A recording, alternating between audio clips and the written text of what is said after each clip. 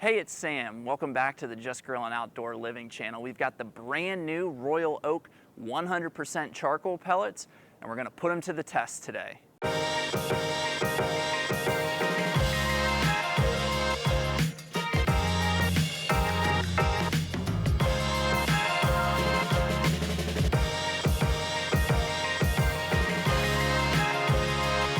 It's a typical Florida summer day.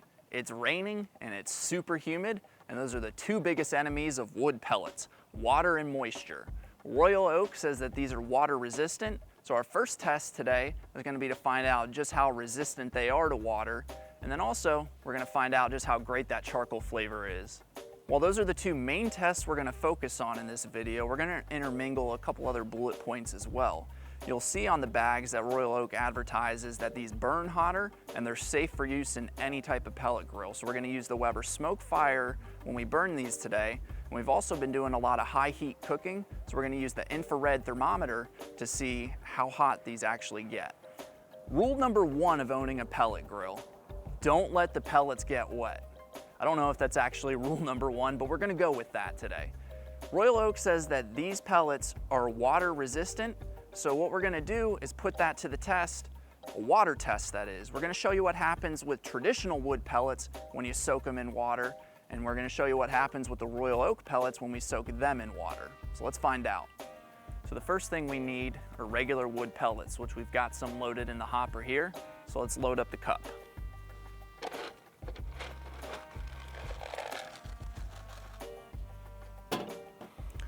Now, let's break these open.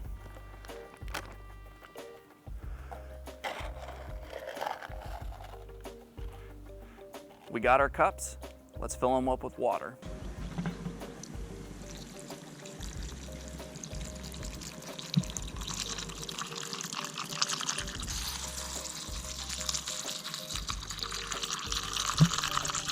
It's only been maybe 2 minutes since we filled these cups with water, and you can see the regular wood pellets, how they've turned to mush and have expanded. That's what leads to auger jams and clogs in pellet grills, is when you get water and moisture in here. That's why I said it's the enemy for regular wood pellets. We'll scoop it out and show you just how mushy this stuff is. That's no good. Now the Royal Oak pellets,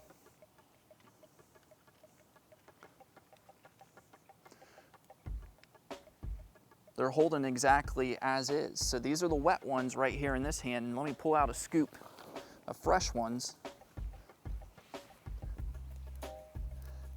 That looks pretty close.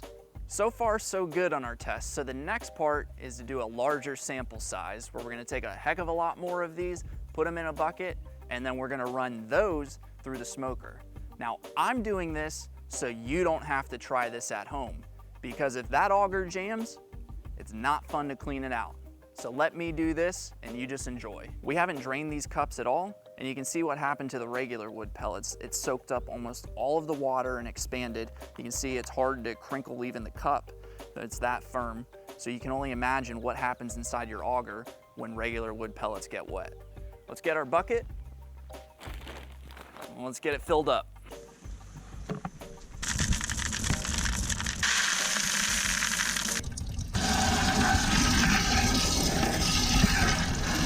I need to clean the hopper out, get the regular wood pellets out of here.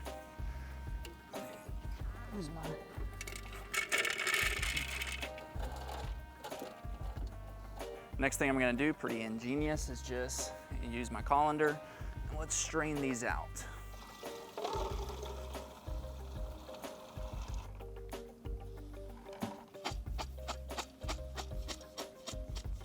I'm gonna do it again, just to be safe.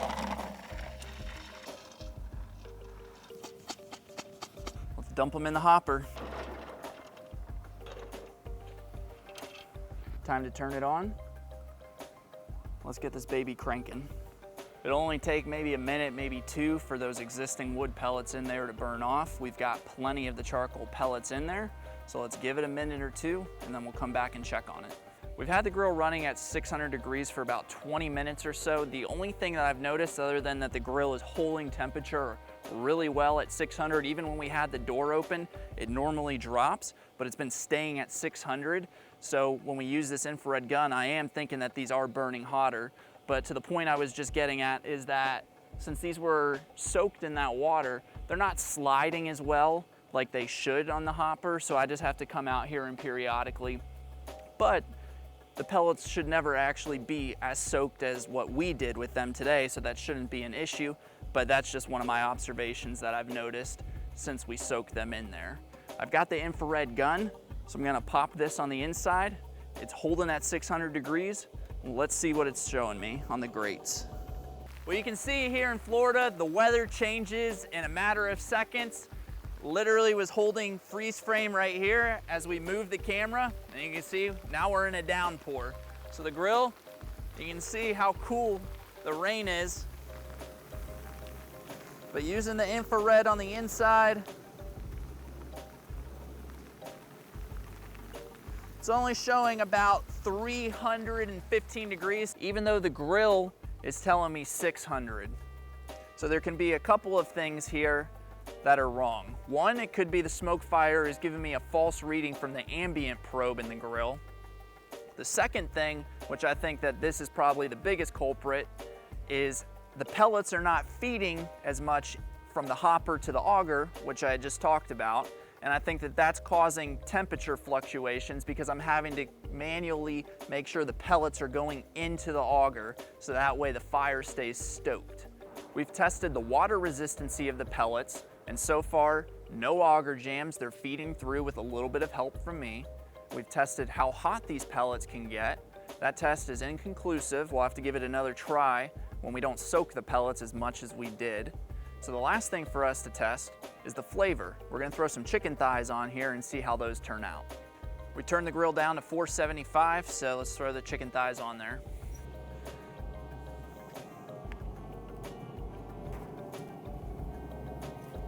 We were not planning on making this a two-part video. Unfortunately, we're gonna have to because we ran into an issue with the grill. We always show you the good, but we'll also show you the bad. After we put those chicken thighs on, they were so close to finishing, but we had an issue with the glow plug that went out. Unfortunately, they weren't able to finish. So we're gonna have to do that again to test the flavor in a second video. To summarize up to this point, we've tested the water resistancy of the pellets, and I think they did a pretty good job. Aside from needing a little bit of help moving from the hopper to the auger, they burned up, we didn't have any auger jams, and that's a plus because that's the biggest thing that we were testing for.